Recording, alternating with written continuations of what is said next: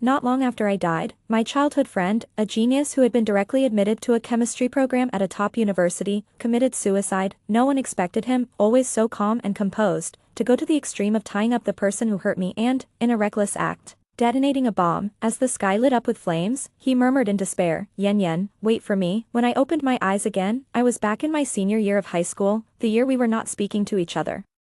My deskmate leaned over with a grin and whispered in my ear, "Song Yang, I just saw Lin Shue's draft paper filled with your name. When I encountered a wild animal on the mountain, my best friend instinctively pushed me out as bait. I tumbled down the slope, my legs smashing against a tree, causing an immediate, piercing pain. I'm so sorry, Song Yang, I will always remember you," she said. As the wild animal's attention turned to me, gritting her teeth, she quickly fled with her boyfriend, leaving me behind with broken legs, lying at the bottom of the slope waiting to die. Damn it, love-struck fool. Just yesterday she talked about breaking up, and today she pushes me to the beasts, with no one around. I endured the pain and pulled out my phone, only to see it was almost out of battery. A sense of despair washing over me. This is it. I might be about to meet my great-grandmother. For some reason, maybe subconsciously, or perhaps because I just couldn't give up, I dialed Lin Su, with whom I had been at odds for a year. He answered immediately after just one ring. "Hello," Lin Su's voice came through, somewhat cold. "I'm busy, what's up?" He was always like this, as if unfazed even if the sky were falling, but if I listened closely,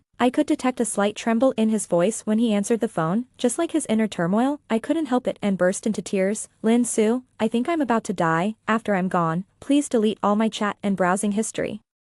My bank card is in the pillowcase in my room, the pin is my birthday, there's only 52 yuan left, but consider it a keepsake." Abruptly, I heard the screeching sound of a chair dragging across the floor, and he quickly apologized to the teacher at the lectern before his footsteps hastened. "Song Yang, what's happened?" I didn't dare tell him my situation, but continued hurriedly, "I'm sorry for always fighting with you, it was wrong of me to hit you when we were kids.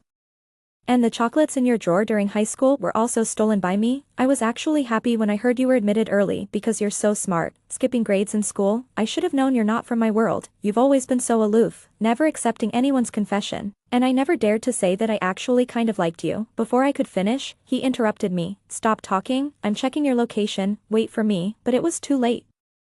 I watched as the wild animal approached me step by step. In the end, I died from excessive blood loss, only managing to utter, "Lin Su, it hurts so much." Before passing away, Lin Su was the first to find my body. I don't know when he installed a tracker on my phone, accompanied by the police. He found my body in the mountains the following afternoon. Under the evening sky, my body, mangled by the wild animal, was barely recognizable, yet, he recognized me in an instant.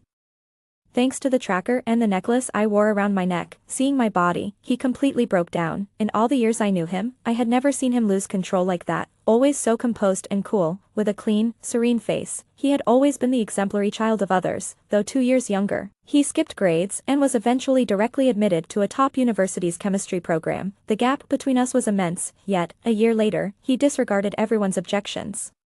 He cradled my lifeless body, his eyes red from crying. Later, he asked everyone around me and found out that I had gone hiking that day with my best friend and her boyfriend, but in the end, they returned alive, while I was left dead, mauled by wild beasts. Driven mad with grief, he confronted the two, demanding to know why they had abandoned me. My guilty best friend and her boyfriend insisted that I had accidentally gotten separated from them. He knew that my death was inextricably linked to these two. Not long after, an explosion occurred at an abandoned factory on the outskirts of the city, killing 2 men and a woman, 2 cowards who abandoned their friend, and 1 promising genius from a chemistry academy. He personally kidnapped them and made a bomb himself, choosing to exact revenge for me by dying together with them. Amidst the blaze, he murmured in despair, "Yang Yang, wait for me." When I opened my eyes again, I found myself back in the high school classroom. Lin Su, who had just been admitted to a university based on his exceptional performance, was standing in front of my desk. He wore a clean school uniform, his slightly long bangs covering his forehead, and behind his thin-framed glasses were eyes as clear as a cold spring. "Song Yang," he called my name and casually asked, "Did you eat the chocolate in my drawer?" I stared at him, stunned. A few seconds later, I vigorously nodded, "Yes, it was me." "So what?" Lin Su paused for a second, then he suddenly averted his gaze, unable to look at me. You know about it." "What?" I didn't understand at first. In my past life, I indeed ate the chocolate he had kept in his drawer. At that time, confessing by giving chocolate was popular. And when I found the chocolate, I thought it was from some girl who liked him. After all, he was handsome and smart, although somewhat aloof. With his reputation for brilliance, he had charmed many admirers.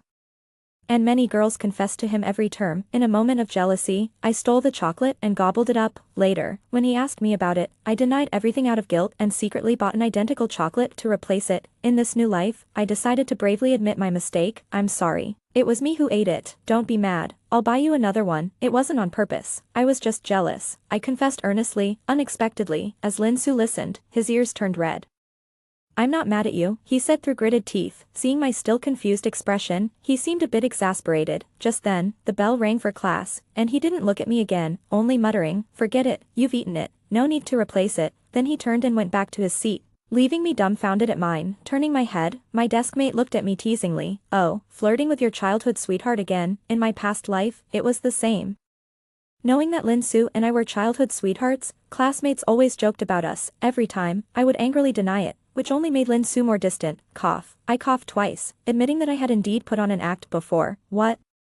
Jealous? My deskmate, shocked. Wow, Song Yang, you've really thickened your skin. Humph. Thinking back to my past life, where he had died alongside those who had wronged me to avenge me, this earth-shattering commitment of a childhood sweetheart, I feel he might like me more than I had imagined. Reflecting on this, I suddenly remembered that it was on the day I received my direct admission notice in my previous life that I had a big argument with him, which led to a cold war that lasted a year. Looking back, it seems that my adolescent insecurities were haunting me. Lin Su and I grew up together. Although he was 2 years older, he always seemed more mature, always by my side like a big brother. It wasn't until the direct admission notice arrived that I truly realized the extent of the gap between him and me. It was vast and seemingly insurmountable. After that day, a prolonged cold war began between us.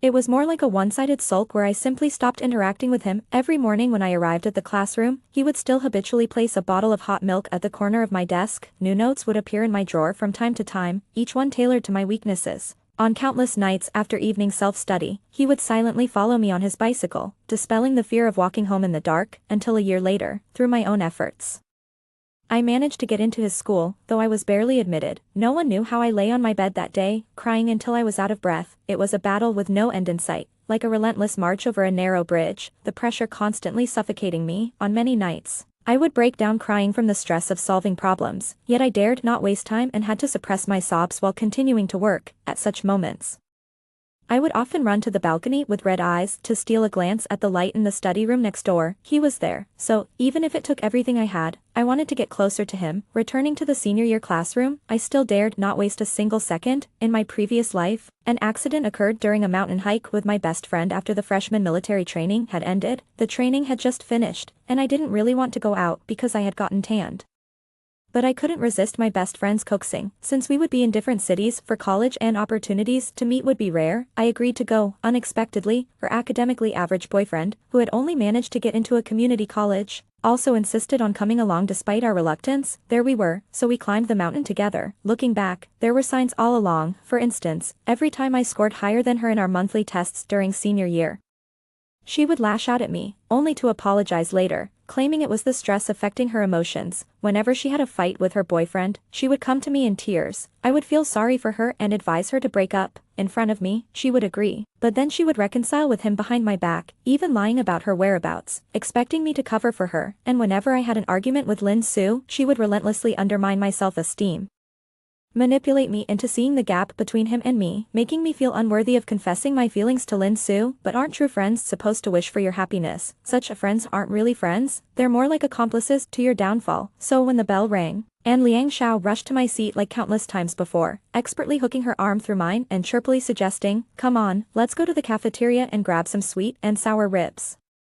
I unexpectedly shook off her hand, meeting her surprised gaze. I responded coldly, "You grab it yourself, I'm not going." After that, I didn't wait to see her reaction, but turned to buy a rice ball from the kiosk and returned to the classroom. I still had time in my senior year. In my previous life, I barely passed the admission line, never daring to dream of choosing a popular major. Getting accepted is already a stroke of luck, but things are different now, as I have a childhood friend who's a genius at school. After hesitating for a moment, I decided to wait for Lin Su at his seat. The classroom was empty at the moment, and as I approached his desk, I glanced unintentionally into his drawer. There, I saw a familiar package again. It was the same type of chocolate that I had eaten before. Me, damn it, who is it? When Lin Su returned, he found me fiercely biting into a rice ball with one hand and holding the chocolate in the other. "Lin Su, Without a word, he sat down beside me, took out a paper from my drawer, and started writing. Seeing this, I got even angrier. Alright, playing it cool, huh, damn it, I'll just eat. I furiously finished the rice ball and chocolate, tasting the bitter flavor of the dark chocolate spreading from my mouth to my heart, while my mind automatically played some background music. Which song should I choose? Suddenly, I heard the sound of rummaging through a pocket next to me, followed by a bottle of warm milk with a straw pushed towards me on the desk. It was December, and the temperature was barely a few degrees, but the milk was still steaming hot from being in his pocket. Accompanied by his cool voice, he said, "I never realized you liked chocolate so much before." "You say that again." I snatched the milk and took a big gulp. "Ah. That cuts the grease, don't worry, I'll compensate you with 2, no, 4 pieces. Oh, it's fine, you eat," he said indifferently while continuing with his work. My dad brought back a large box from a business trip. "If you want, there's more at my house." "Huh, oh wow, look who's grown up and learned to lie. Why would you carry 2 pieces of chocolate for no reason? One was for you." He stopped writing, turned to look at me. "The other was for tomorrow, to give to you." Damn, pulling that move, and it's surprisingly heart-fluttering. When my deskmate and her sister came back from lunch, they saw me sitting next to Lin Su, listening intently as he explained a problem. Surprised, my deskmate couldn't resist teasing, "Look at that, it seems that the young man from the Song family is tutoring his little wife." I looked up at her and raised an eyebrow. "Even if you say that, I'm not going to leave him." My deskmate and her sister were stunned. "Alright, you two are perfect for each other, a match made in heaven, and you'd better not ever split up if you can't have kids." I've heard such teasing before and didn't take it seriously. I turned my head wanting Lin Su to continue explaining, but the next second I froze when I saw his face. His usually cool and clean face was now slightly flushed. As our eyes met, he quickly looked away, his pen drawing an unintended arc on the scratch paper without his notice. "Song Yang," he called my name softly. Sounding a bit flustered, opened his mouth, but didn't know what else to say. "What's wrong?" I said nonchalantly. "Don't mind her. They just enjoy making such jokes." Because Lin Su usually keeps a stern face and has the aura of a scholarly god around him, people usually don't dare joke with him. And Lin Su himself was unaware that he had a nickname, the Little Wife Razor. Before, I was always quick to deny, seemed to deliberately disassociate himself from me loudly in front of others, which only led to Lin Su becoming increasingly distant from me. I thought. He paused, turned his head, his fingers unconsciously tapping the cap of his pen. "I thought you hated me, that's why you wanted to distance yourself from me." So, he no longer dared to be very close to me in public. The hot milk at the corner of the table every morning, the notes organized in the drawer according to my weaknesses, and the silent 3-meter distance he kept after evening self-study classes. All of these were his ways of maintaining the greatest distance possible from me. Damn, what kind of pure-hearted puppy is this? Suddenly, I was reminded of my childhood. In kindergarten, I told my mom more than once that I hated the boy next door, because he walked slowly and was prone to falling, looked like a doll despite being a boy, and was always bullied by other kids. Because of him, I often ended up fighting with other children. Yet, despite this, he would still show up punctually in front of my house the next morning, backpack on, politely calling me his sister. The memory of his round, dumpling-like face gradually overlapped with the face of the boy before me. The genius prodigy in everyone's eyes was nothing more than the childhood friend who grew up with me. When the bell for class rang, I returned to my seat, and my deskmate Jiang Yuan leaned in and whispered, "What's going on? Have you two finally stopped being awkward with each other?" What awkwardness? I pretended not to know what she was talking about. Alright, it wasn't awkwardness, just your little trick to lure him in." After saying this, she suddenly changed the subject, mysteriously saying, "Song Yang, guess what I saw?" I was so startled that I immediately turned to look at the back door, then breathed a sigh of relief. Good, the teacher hadn't arrived. "What is it?" I turned back and asked irritably. "Last week during the chemistry exam, while I was helping the teacher collect the papers, I accidentally saw Lin Su's draft paper. It was full of your name." If the bell hadn't already rung, she would have probably turned into a screaming chicken, shaking me vigorously. You didn't see Lin Su's reaction at the time. He was both embarrassed and flustered, and quickly hid it, telling me not to let you know. She shook me until I was also somewhat flustered. "Then why are you telling me? Come on, what's our relationship? Besides, you should just secretly be happy about this." Lin the god. Hearing this, I instinctively turned my head to look at Lin Su's seat, but the moment our eyes met, he was also looking at me. I don't know how many times this has happened, or maybe I was just used to it. Our eyes met, and he seemed surprised that I would suddenly turn to look at him. His eyes filled with panic as he quickly looked down, pretending to work on a problem, only leaving me to turn back around, feeling the heat in my ears. A crush is an unintentional look back during class that happens to meet his gaze. Turns out, he also steals glances at me, but all this, I had never noticed before. Ignoring my deskmate's teasing gaze, I pretended to be busy, pulling out several textbooks from my drawer. Completely unaware that this class was meant for self-study, when evening self-study ended at 10 o'clock, as usual, Lin Su quietly followed behind me with his bicycle, just like when we were in kindergarten. He was 2 years younger than me, always obediently following behind me, like an inseparable little tail. I turned my head to look at him, and he stopped walking. From 3 meters away, I waved him over. "Come here, get closer." His eyes lit up, pushing the cart. I quickly caught up. On a winter's night, I walked side by side with him on the way home, the street lights stretching our shadows long. "From tomorrow, no, starting tonight, you'll tutor me. My goal is to get into the same university as you, Yen Yen. Are you feeling okay? Are you saying I'm out of my mind? No, you're not sick. Then why can you get into University A and I can't?" "Well, you can." Getting into University A was not just talk. With Lin Su's help, I set up a strict study plan. In my previous life, it was due to exceptional performance in the college entrance exams, plus some luck in choosing preferences, that I barely got accepted this time around. I want to choose a major I like with Lin Su. Perhaps the heavens gave me a second chance and didn't want me to cheat again. I tried hard but couldn't recall the exam questions I had faced in my previous life, so without much struggle, I began to immerse myself wholeheartedly in studying. Later, when Liang Xiao came looking for me several times, I brushed her off. She thought I was still upset about her losing her temper after the last monthly test, where I scored significantly higher than her by over 20 points. She wanted to brush it off like before, claiming stress, apologizing verbally, but still trying to manipulate me. "Although your grades have improved significantly recently, Yen Yen, and I say this only because you're my best friend. You and Lin Su are still worlds apart. He's a genius who skipped grades and got recommended for advancement. Let's not overestimate ourselves." "Uh-huh." I nodded non-committally. "Are you done?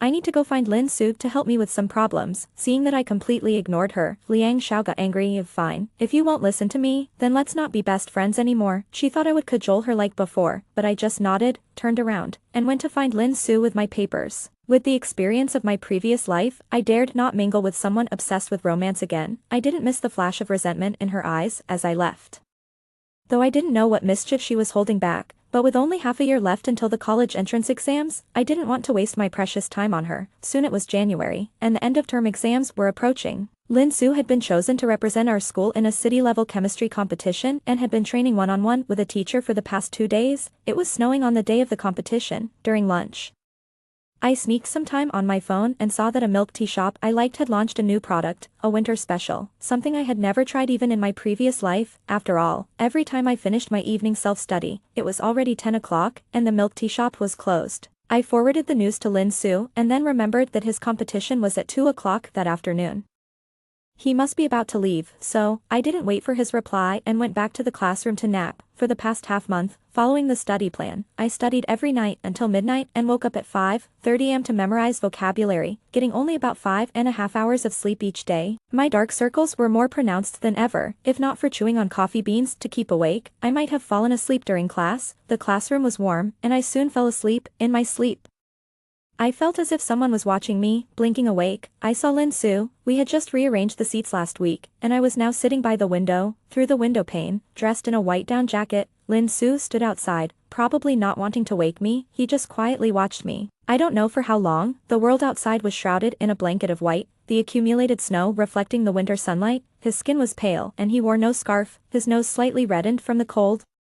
When he met my gaze, his eyelashes trembled slightly. I was still leaning on the desk, but my right hand had instinctively reached out. The moment my fingertips touched the cold glass, my brain snapped into clarity. I was about to ask why he hadn't come inside when I saw him raise his left hand to cover mine. His clearly defined large hand completely enveloped mine, making my own hand seem delicate in comparison. He slightly curved his lips into a smile, seemingly pleased. Outside, the world was icy and snowy, but the look in his eyes as he gazed at me was so tender, it seemed it could melt the snow. Even though a cold pane of glass separated us, I inexplicably felt warmth at my fingertips. Suddenly, he leaned forward and breathed on the glass. Instantly, the glass fogged up, obscuring his face. I found it amusing, withdrew my hand, and stood up, carefully navigating around my sleeping deskmate. I went out to meet him, but by the time I pushed open the classroom door, he had already turned and walked away. In the snowy afternoon, the figure in the white down jacket nearly blended into the snowflakes. Left on the windowsill was a cup of packaged milk tea. It was from the tea shop I had just shared with him, their winter special.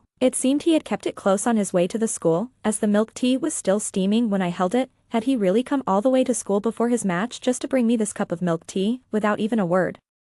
What a silent guy. Feeling cheerful, I lifted the corners of my mouth, ready to take the milk tea back to the classroom, but as I turned and saw the lingering mist on the glass, I froze. Written there, stroke by stroke, were the words, "Keep going," the light that stayed on late into the night in my room, the 5:30 a.m. alarm, the packets of instant coffee that were torn open, finishing a bundle of pen refills in half a month. He had seen all my efforts. He might not speak sweet nothings or make grand confessions, but he was there, silently supporting me. On that winter afternoon, he stood by the window, watching me sleep, and quietly wrote those 2 words, "Keep going." Come to my side. On the day the final exam scores were released, I made it into the top 10 of my grade for the first time. Our class teacher, Mr. Fong, stood on the podium, his face creased with smiles, his eyes filled with relief as he congratulated me.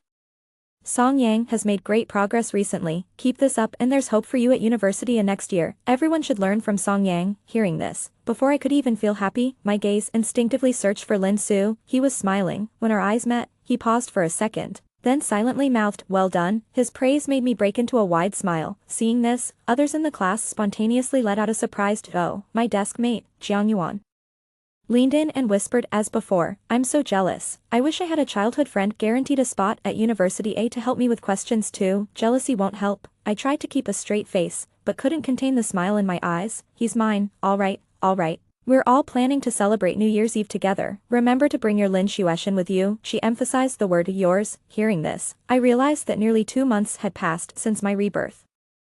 New Year's Eve, in my past life at this time, Lin Su and I were still not on speaking terms. I feared it would be awkward running into him at the class reunion, so I didn't go on New Year's Eve. Later, I found out that Lin Su didn't go either. He stayed away because he was worried I would feel awkward. That's just like him, always quietly looking out for me in his own way. Thinking it over, I sent him an invite on my way home. "Okay," he agreed immediately, but then hesitated.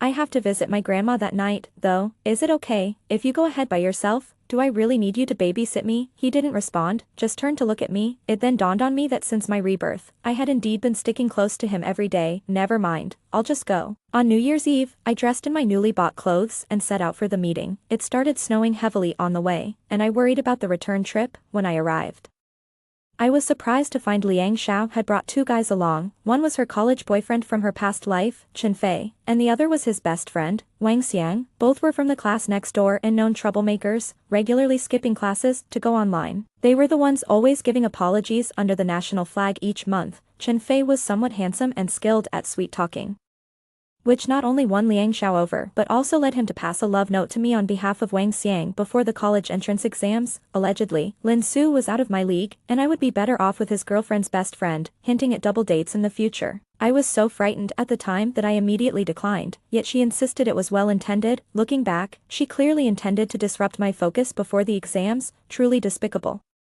I thought more people would make it merrier, so I brought them along. "Hope no one minds," Liang Xiao said with a smile. Hearing this, the other classmates couldn't say much. We had agreed on going Dutch, so, out of courtesy for Liang Xiao, no one pushed the issue. I avoided looking their way again and quickly sat down next to Jiang Yuan. Jiang Yuan leaned in and whispered, "You did the right thing breaking it off with her. Does she even listen to reason when she's in love? Please tell her to eat something good for once, right?" I smirked. Those 2 had been inseparable since they arrived, whispering sweet nothings, while Wang Xiang leered at the girls in our class. When our eyes accidentally met, he gave me a sly, familiar smile. Ugh. I felt even more uncomfortable. Soon, the room filled up, and the class monitor started organizing games. The game was the classic truth or dare. Since we were still in our senior year and some of us were underage, there was no alcohol. Losers could choose between juice or water. As classmates who saw each other day in and day out, we all knew who the couples in the making were, so the game was played with a bit of matchmaking. Laughter filled the room until I drew the card that meant punishment. In this round, Liang Xiao was the one who had to assign the punishment. Well, what to do? Our esteemed scholar Lin Su isn't even here, joked someone. As everyone in the class knew about my relationship with Lin Su, Liang Xiao seemed prepared, even a bit excited. "Song Yang, I won't make it too hard for you. Just hug the person who draws the other punishment card." As she spoke, the room went silent, everyone looking around. Then Wang Xiang, sitting next to Liang Xiao, raised his card and exchanged a knowing look with her, his smile one of triumph. "Sorry, the other punishment card is right here." The room fell silent for a moment, reflecting on what just happened, Liang Zhao's boyfriend, Chen Fei, had volunteered enthusiastically to deal cards, leaving no room for confusion among everyone. Zhang Yang, the class rebel with bleached hair, furrowed his brows and exclaimed in confusion, "Huh? This guy was a unique presence in our class. Thanks to his family's wealth, his father had donated a building to the school upon his admission, consequently." Despite his poor grades and his rebellious dyed hair, and even though he occasionally skipped classes or arrived late, no one dared to reprimand him. "Liang Xiao, are you out of your mind? Why are you siding with outsiders against our own classmates?" he blurted out, causing the rest of the class to frown and look towards Liang Xiao and her group. Yeah. "Liang Xiao, what's going on?" they echoed, noticing her discomfort. Feeling her boyfriend's disapproving gaze, Liang Xiao bit her lip and defended.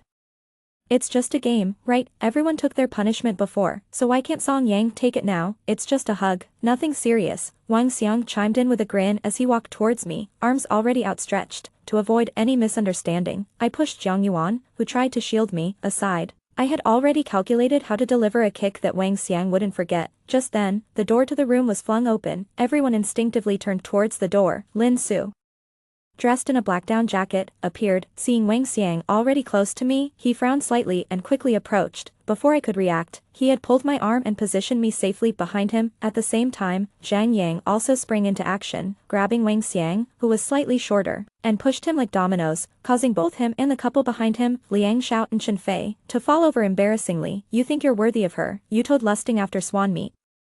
Zhang Yang was furious. He might be a troublemaker, but he was not foolish and had a strong sense of justice, looking like a joke. "And you think you deserve a hug from our class's top beauty?" As the couple tumbled together, their foolish affection for each other was clear as day. "Who the hell are you?" Liang Zhao's boyfriend, clearly aware of Zhang Yang's status, didn't dare retort and just glared daggers at Lin Su, who was shielding me, thinking to myself that he was a loose cannon.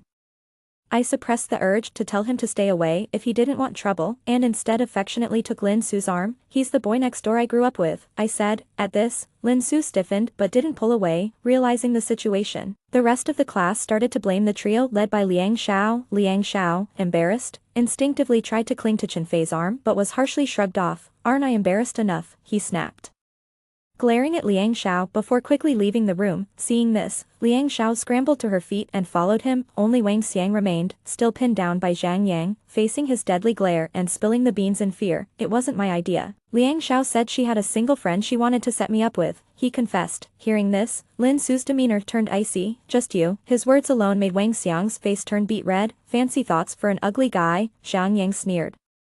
"Kicking him?" Now, with the room filled with our classmates, Wang Xiang, knowing he was at fault and after being kicked, didn't dare to speak up and just slunk away in disgrace. Everyone looked at me and then at each other, before turning their gaze to Lin Su, whose expression was even colder than usual. It seemed everyone had lost the desire to continue playing around, and they started suggesting that it was getting late and that our study god should be getting some sleep. They urged me to take him home. Me, am I some kind of dog trainer? With no other choice, I led Lin Su away, but not before shooting Jiang Yuan a look. Don't think I didn't see it. She was the one who messaged Lin Su right before the game started. Catching my gaze, Jiang Yuan gave me a look that said, "Sister, I understand you." Ha! "So you think you know everything, huh?" I followed Lin Su out of the KTV. Outside, the heavy snow continued to fall. On New Year's Eve, the streets were nearly empty. "How did you get here?" I asked Lin Su. He didn't reply. The unmelted snowflakes on his shoulders answered for him. "In the dead of winter, running all the way here from his grandmother's house." It wasn't hard to guess why. "Don't worry, I wasn't bullied." Silence. "You arrived just in time. And everyone from class was there, so they wouldn't have let me be bullied." Still silence. "If you're going to sulk like this, then I'm leaving." With that, I turned around and stormed off. But I hadn't taken more than a few steps when I slipped on the snow. As I was about to hit the ground, I instinctively grabbed Lin Su's arm. Seeing this, he also instinctively pulled me up. However, the force was mutual. He grabbed me but lost his own balance due to the slippery road. With a thump, both of us ended up falling into the snow together, him holding me in his arms. Snowflakes landed on the nape of my exposed neck, bringing a slight chill. Stunned, I looked at Lin Su, whom I had toppled onto the ground, too close. I could clearly see through my glasses the eyes behind his. In them, there was clarity, reflecting only my figure. Meeting my gaze, his eyelashes fluttered, and he suddenly spoke. "So, in your heart, am I still just the boy next door who grew up with you, huh?" His question caught me off guard, and I inadvertently breathed out, fogging up his face. I watched as his face turned instantly red. He pushed my head away and quickly stood up. Then Like lifting a large doll, he pulled me up from the snow, steadying me and brushing off the snowflakes from my body. "It's nothing," he finally spoke again, his voice hoarse. "Let's go back." The walk back was incredibly quiet. Lin Su's parents were at his grandmother's house for the new year, and his place was empty, but considering the close encounter we just had in the snow, and finally understanding the implication of his earlier words, my heart was still racing, and I felt too shy to invite him over to my place for the new year. The stairwell in the old building was dimly lit as I followed him upstairs. One step behind, he coughed loudly twice, and reluctantly, the motion sensor light in the stairwell came on, from the first to the third floor. A short distance was stretched into a seemingly intimate atmosphere due to the narrow stairwell and dim lighting, until he stopped at my door. "Go inside," he said softly. The next second, the voice-activated light had just gone out. In the darkness, a sudden surge of courage came over me from nowhere. I stepped forward, reached out swiftly, and snatched the thin-framed glasses from his nose before he could react, tiptoeing, and just like that, it was done. The next second, I turned around, unable to look at him any longer, stomped my foot hard, and only then did the voice-activated light come back on. With my back turned, I handed him his glasses, and it took him several seconds to reach out and take them. Then, I immediately pulled out my keys, opened the door, and slipped inside. My parents were watching a comedy show on the Spring Festival Gala, laughing joyfully. Hearing the door close, they only glanced up at me briefly. "You're back." Then their eyes were glued to the TV again. I leaned back against the door, my heart pounding wildly. Damn, I can't believe I was actually that bold. Thinking this, I stood still to calm down for a few seconds. It wasn't until I realized that there was no sound of the door closing behind me that I sensed something was off. I turned around and peered through the peephole at the door. Outside, Lin Su still stood there motionlessly. From my angle, I could vaguely see his ears and the side of his face flushed red. A long while passed, and only when the corridor's light went out again did he finally raise his hand to cover the side of his face I had just kissed. In the darkness, I heard him let out a frustrated "Ah." And then he turned his head to look towards my door. Our eyes met, and even though I knew he couldn't see me, my heart skipped a beat, so I immediately turned and ran back to my room, so swiftly that my mother exclaimed, "What are you doing? Acting like a thief?" Indeed, I was stealing hearts. I collapsed onto my bed, burying my face in the pillow. It took a long time, until my face turned red and I was almost out of breath, before I finally lifted my head. My heart was still racing. Before I could calm down, my phone in my pocket vibrated twice. Pulling it out, I saw a message from Lin Su. "Lin Su, I'm not mad at you." His awkward tone clearly responded to what I had said at the KTV entrance earlier. How adorable. Even I didn't realize I was smiling as I was about to type a reply to his message when suddenly a whoosh sound came from outside. The next second, fireworks burst into the air. It was midnight. I sat up from the bed, about to go to the balcony to watch the fireworks. But then my phone vibrated twice again. "Lin Su, Happy New Year." Yang Yang. "Lin Su, good night." With the sound of one firework after another exploding outside, along with Lin Su's timely blessing, countless broadcast messages also arrived, but I couldn't be bothered to look anymore. I tossed the phone aside, flipped over, and buried myself back in the blankets. There was no need to go to the window to see the fireworks anymore, I thought, because the biggest firework of the night had already exploded in my heart. Winter turned to spring, and soon it was the second semester of my senior year. Less than half a year left until the college entrance exam. After the mock exam results were released, I made it into the top 3 of my grade for the first time. Mr. Fong, our homeroom teacher, was as thrilled as before, his eyes nearly disappearing as he smiled. "Great, great. Now getting into a university seems stable. Our class is going to produce 2 university scholars." After saying that, he joyfully went off to boast to the other teachers in the staff room. For a while, I became well known among the whole grade's teaching staff, and sometimes when Lin Su and I walked along, other students would come over, ostensibly to rub off some of the top students' luck. However, Mr. Fong's delight lasted only a few days. He shouted out loud, "See you at a university," with his words echoing in my ears. I felt an adrenaline rush during the entire exam the next day. When the results were announced, I had performed exceptionally well, securing the position of the top science student in the city. That entire summer, I was overjoyed to the point of being disoriented. The day the university admission letter was delivered to my house, I stood downstairs and shouted Lin Su's name loudly, and the whole neighborhood could hear it. Amidst the curious neighbors peering out of their windows, a familiar figure finally appeared at a familiar third-floor window. Seeing me downstairs, his lips curved into a smile instantly, and I, raising the admission letter in my hand, waved my arms joyfully. I got into a university, I shouted happily.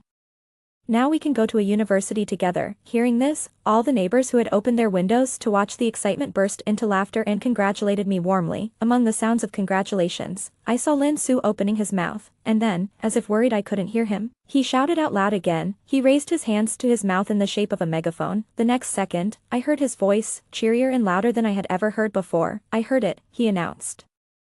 His eyes and brows curved with a smile, happier than ever before. Let's go to a university together, Yang. That night, Lin Su, who rarely posted anything online, unexpectedly shared a post on his social circle. The caption was just 2 words, Lin Su, congratulations. The post included pictures of 2 admission letters placed side by side, the golden embossed letters of a university's full name shimmering under the sunlight. Following his post, I also shared one. It was the same picture, but with a different 2-word caption, Song Yang, together happy. Just a few minutes after refreshing the page, comments started flooding in. Jiang Yuan, just a passerby, is this a wedding scene? Zhang Yang, just a passerby, is this a wedding scene? Class leader, just a passerby, is this a wedding scene? With a smile, I also left a comment below, Song Yang, stop joking, he's still underage. Yes, because he skipped 2 grades during school.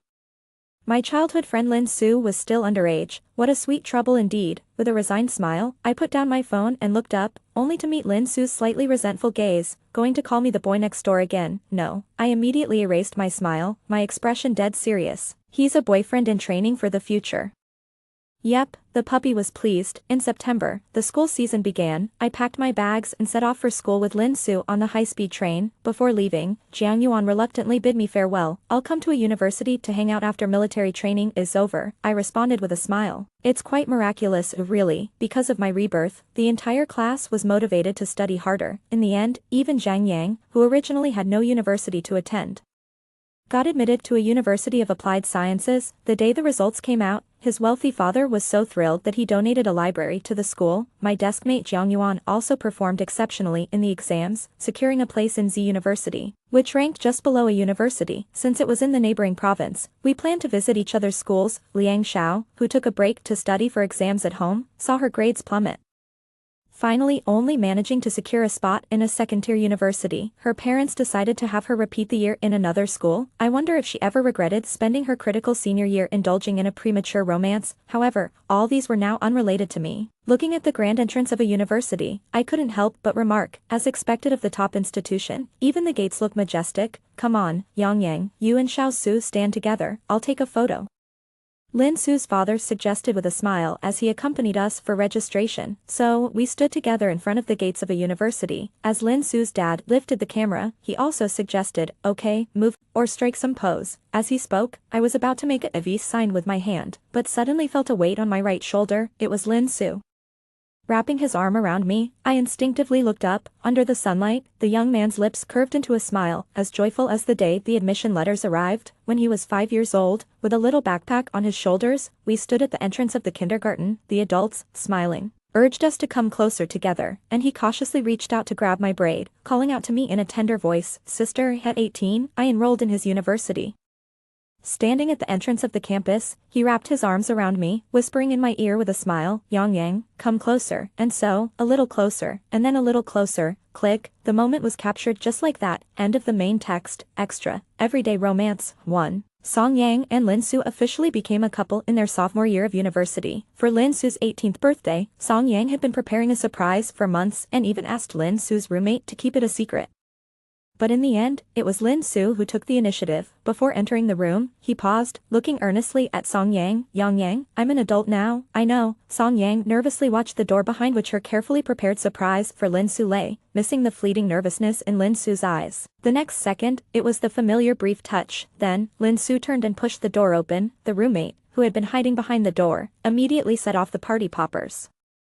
Amidst the loud bangs, colorful ribbons flew through the air, and everyone shouted birthday wishes to Lin Su. Only Song Yang, still standing at the doorway, was stunned, her hands covering her mouth, still feeling the lingering warmth of Lin Su's lips, always pulling the stunt, but still, it was thrilling. 2. In her senior year, Song Yang went on an internship out of town. The two of them experienced a long-distance relationship for 6 months. It seemed that they had never been apart for such a long time since childhood, so when Song Yang received a call from Lin Su late at night, she thought he just missed her. Yang, this math problem is so hard, I can't solve it. The voice on the other end sounded aggrieved, catching Song Yang off guard. When Song Yang didn't respond, he whispered again, "But, for the sake of going to school with you, I'll work hard." It turned out his skipping grades was for this reason. Song Yang found it amusing. After coaxing him to sleep, she then saw a message from Lin Su's roommate sent half an hour ago. Lin Su's roommate, little sister-in-law, today another roommate had a birthday, and everyone had a bit to drink. Lin Su got drunk and kept calling out for his sister. "I'm sure he meant you." Lin Su's roommate, when others get drunk, they either fall asleep or act crazy. But this guy kept shouting about going to school with his sister while solving a whole set of calculus problems. Lin Su's roommate, "This is terrifying. Is this what they call a pure love warrior?" Song Yang. The next morning, when Lin Su woke up and saw the completed calculus problems, he pondered for a moment and then turned to ask his roommate, "Did you guys sneakily finish my calculus problems while I was asleep?" "Roommate, I must be crazy to do your homework for you." 3.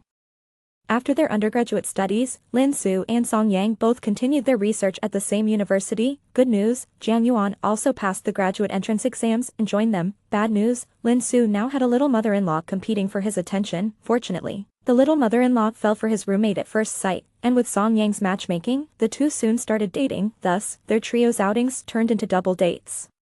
Song Yang often reflected that having such a good friend and partner made her life complete. The next second, while the two across from them were distracted, Lin Su quickly kissed her and then seriously asked, "If she and I both fell into the water, who would you save first?" Song Yang. "I remember you can swim." 4. Lin Su had a dream. In the dream, Song Yang died in their freshman year. When found, her body had been so mangled by wild animals that it was unrecognizable.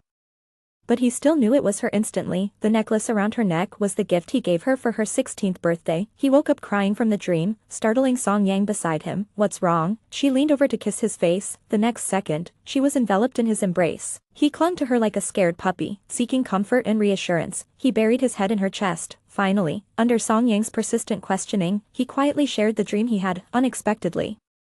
After listening, Song Yang suddenly asked him, "What if it were true? What if I really were killed by someone? What would you do then?" She emphasized the word "if," highlighting that it was just a hypothetical scenario. He looked up, meeting Song Yang's curious gaze. He knew he had to answer this question. Without hesitation, he said, "Then I would blow them up." Song Yang was initially silent, then she agreed. Good idea. From that day on, to maintain world peace, Song Yang started to value her life even more.